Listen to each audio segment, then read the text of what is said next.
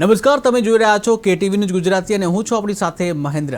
સમાચારની શરૂઆત કરીએ જામનગરથી। તો જામનગર જિલ્લાના કાલાવાડ શહેરમાં ચોરીની ચોંકાવનારી ઘટના સામે આવી છે। ત્યારે માંડવી ચોક ખાતે આવેલ મંગલમ જ્વેલર્સમાં એક મહિલા ગ્રાહકના સ્વાગતમાં દુકાનમાં પ્રવેશી વેપારીની નજર ચૂકવી અને ₹5.93 લાખના સોનાના દાગીના ઉઠાવી ગયા। ચોરી કરતી મહિલા દુકાનના સીસીટીવી કેમેરામાં કેદ થઈ ગઈ છે, જ્યાં તસવીરો અને ચિત્રો પરથી ઝડપથી ઓળખ કરી અને પોલીસે ગણતરીના કલાકોમાં જ મહિલાને ઝડપી પાડી હતી। ત્યારે દાગીના કબજે કરવામાં આવ્યા। તેણે પોતાનું નામ કિરણબેન ભૂપતભાઈ સોલંકી જણાવ્યું હતું। ત્યારે વેપારીના ફોન આવતા ગફલતમાં મહિલા પ્લાસ્ટિકના 3 ડબ્બામાં રહેલા સોનાના દાગીના લઈ નાસી છૂટી હતી।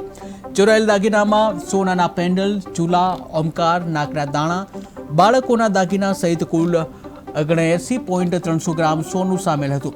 ત્યારે કલાત્મક રીતે ગોઠવાયેલા ચોરી પર સીસીટીવીથી સહી હતી અને જ્યાં પોલીસની ઝડપી કાર્યવાહી જોવા મળી હતી। પોલીસે ગણતરીના કલાકોમાં જ આરોપીની ધરપકડ કરી આગળની કાર્યવાહી હાથ ધરી।